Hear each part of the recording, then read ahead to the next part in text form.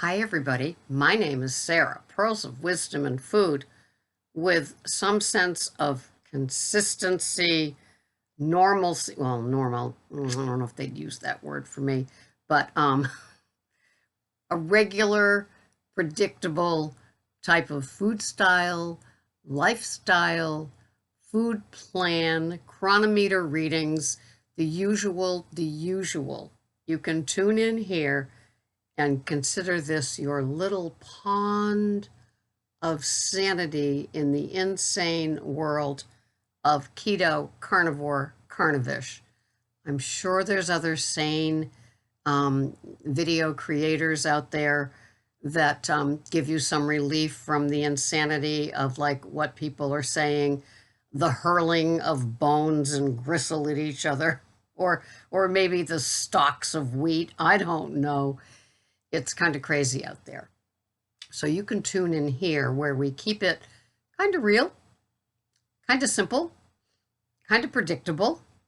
And although it may be boring to some people because there's no glitter, there's no recipes and flashing behind me and green screens and all that kind of stuff, just a whole bunch of coats. I'm addicted to coats and shoes, in case you didn't know, and keychains. Now that I Uber, I've got like quite the collection of Vera Bradley and more to hold my keys that are color coordinated. In the winter, it'd be more scarves matching my outfit, but in the summer, right now for today, I've got a pelican one or a flamingo one. I think it's flamingos with pink pants. So the pink thing here and the pink pants and the pearls and, and my Swiss dot Banana Republic blouse. Aren't you glad that you tuned in here? Oh, you thought this was about food. Oh, oh, shoot. I thought this was about what is Sarah wearing today. Sarah is wearing you out, right? Get to it, will you? Do you have your coffee? I had some of mine and I've got a little bit more left over. And after I'm done with this video, I will bathe and get ready and turn on my Uber and Lyft apps and be ready for the day.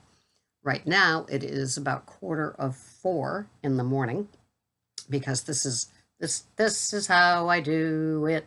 And so today I will talk about the usual, but I'm also going to talk about the sweet spot. And I would say that I'm very happy with my sweet spot of my lifestyle, my food, my approach, my head matching my chronometer, matching what I eat. There's just a comfort for me in knowing. And there's so much unpredictability in the rest of the world. Isn't it nice to know that you've got a hamburger patty or a beef tenderloin or a pork chop in the fridge to be cooked for your meal today, or maybe eggs and cheese for your first meal and then meat, maybe a little veg for your second meal? Isn't that comforting to know that it's in the fridge, it's ready to go? You can stop your day and enjoy however many meals you have, but no snacking, please, and get on with the day and wherever it takes you. Sometimes I feel like that lobster buoy, and I'm in the lobster trap below in this cage that I kind of like. It's a self-imposed one, and it's safe and also predictable. People, other fishies and crustaceans can come around and see me in there, but I'm kind of safe. And then up at the top is the buoy that the lobstermen will pull up and replenish me or take me or whatever. I just like that feeling. And the lobster buoy will bounce with the waves and the tides and the current and everything else. And I like to feel that my food plan and choices and lifestyle gives me that opportunity to just stay grounded no matter what. With like losing the sergeant at the police department, that's thrown me and so many other people. Nobody was expecting a 42-year-old man to die of a heart attack or whatever it ends up being. That's, I think, what it was. But yeah, And I can only imagine his family. They must be reeling from it and just in total shock. And so that gives you a perspective of like, how important is everything? Well, being a recovering food addict, food and the planning of it for me is very important. Maybe not to somebody that just goes along and, opens up the fridge and says, well, there's some leftover chicken from the cookout yesterday. We'll have that. And, oh, there's 2 eggs. I was hoping for 3 eggs, but that's okay. And I'll just add eggs to the list. I don't do spontaneity when it comes to food. I want to know that it's in there and it's waiting for me, and my arse is covered with what I'm going to eat. That is my grounding for the day. Because I'm a recovering food addict and growing up in the alcoholic home, being the only child with 2 parents that were just drunks. That's they were. They just weren't present. They didn't eat. They just maybe the olives in their martinis or something. But food is very important to me on that, in the sense of the hoarding, which is why I have freezers chock full of things like U.S. wellness meats and my burger patties, that burger ground beef that's a pound and a third or something like that. Yeah, so I just do better knowing that my supplies are there. My supplies, it's eggs, mostly beef, cheese, butter, coffee, Keto non-dairy creamer, lemons to go with my electrolytes, and yeah, the rest is the stuff for Greg. And so I'm easy to please, but I want it there. That's my security blanket. And maybe some of you also have that food issue of, growing up in the uncertainty of a dysfunctional alcoholic home where nothing was ever predictable. And, there was no bounty of food that could be eaten. And so I would take my babysitting money, because of course I love to babysit, and I would raid their fridges and pantries, but with my babysitting money, buy candy and other non-food items to eat, right? So I was fat, I was overweight, I was on my way. There was no guidance, so I didn't know. I didn't know what a balanced meal was. I used to love frozen broccoli, and I'd eat 2 boxes of it with some fake margarine on it. But that was about it. I didn't come home to any smells of dinner wafting through the rooms. Empty bourbon bottles, maybe. So having my bounty in my own home is just one of those, it's just one of those comforting things, and I'll never get tired of it. I'm still the little girl that, I guess I'm parenting myself with the meals and the foods in the refrigerator ready for me. On Saturdays, I always make sure that there's enough almond flour, the cream cheese, the eggs for the crust, and then the Rouse pizza sauce. I put it in the little baby food jars, the little glass baby food jars with the neon plastic tops, and freeze them. So when I defrost one of the little containers, it's like the sauce for the top of the pizza. I don't even think it's a quarter of a cup for the whole pizza. It's just a smear of red. And so I kind of take care of myself. And it may be excessive. I'm sure Greg has rolled his eyes many a times as the pork chops have fallen on his toes, is all he wants is ice from the freezer.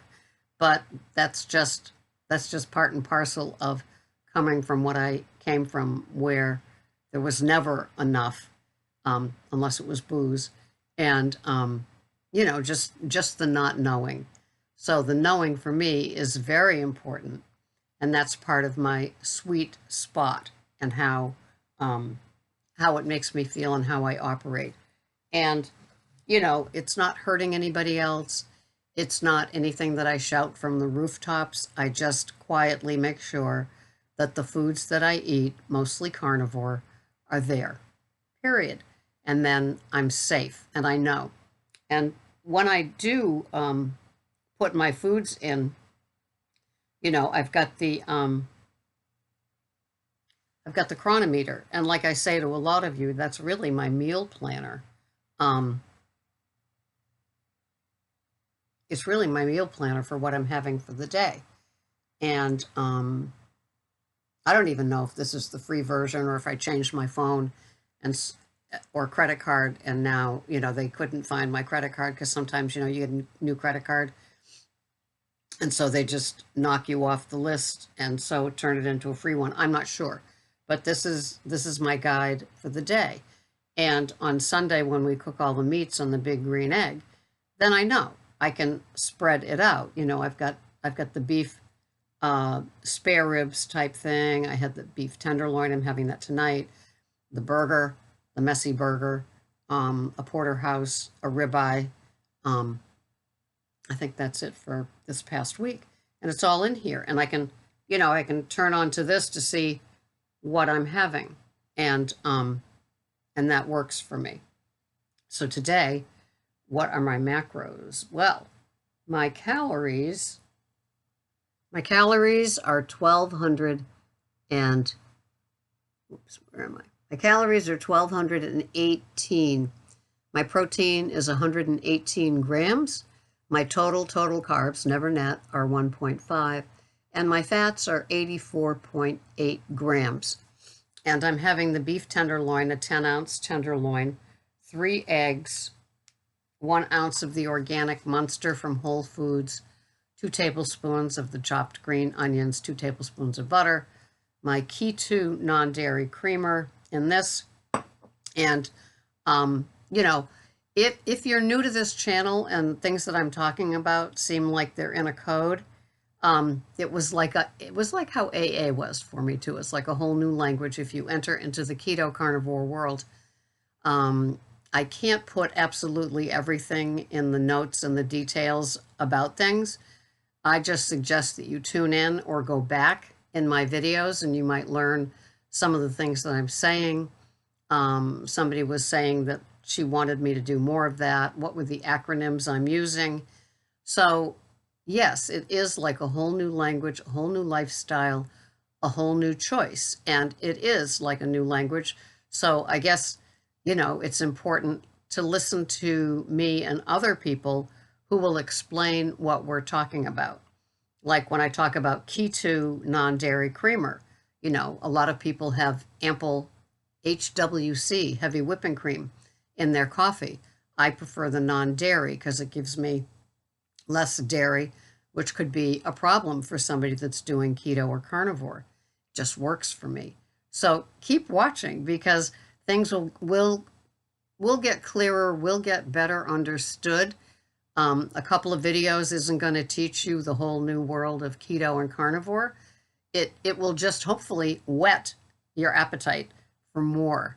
And more is what I'm always seeking in my world of the sweet spot, the consistency, the predictability, things that I can count on. And I try to relay that to all of you out there, because there's a lot of crazy keto, carnivore, vegan, carnivish stations, channels that just, they've ceased helping, and they just pick on each other. It's just this YouTube channel war, and I think that's missing the point. I didn't go to mostly carnivore so I could, pick on other people. I'm doing it because it makes my head clearer.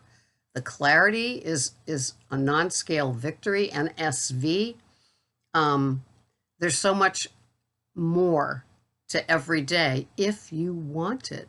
You don't have to want it. You can just put in your food like you did with maybe your Weight Watchers tracker and just stay within your points there. Here you can do it and find things that work for you. Find the comfort zone of how much protein you have, how many fats you have. Do you have carbs? Do you have net? Do you have total? What works for you until it doesn't? And then doing the tweaking safely so you get to a place where you're happy, where you found your sweet spot. It's a journey. It's a lifestyle. It doesn't get done by tomorrow. It's something that you enter into and say, I can do this. It's like moving to a new country and you have a few words of their language. And after 6 months, you have a few more. And after a year, it's like, wow, you know, my lifestyle is pretty darn good. I'm pretty comfortable. My head is clear. I've lost some weight. My body is recompositioning. You know, things are good. I'm learning it. But if you feel that you need to know more, don't rely on the person that's done the channel. What you need to do is do some research and find what works. If you're confused about things, put that in your Google, put that in your YouTube search. You know, what does NSV mean?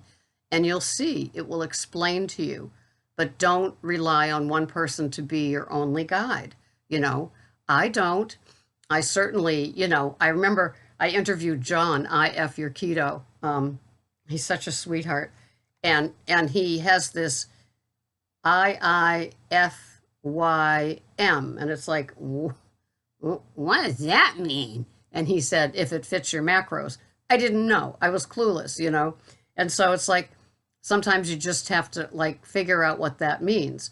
And if there's no person that you can ask, or if you understand that maybe that person's too busy to ask them that, first Google it. First YouTube channel search it to see if you get it.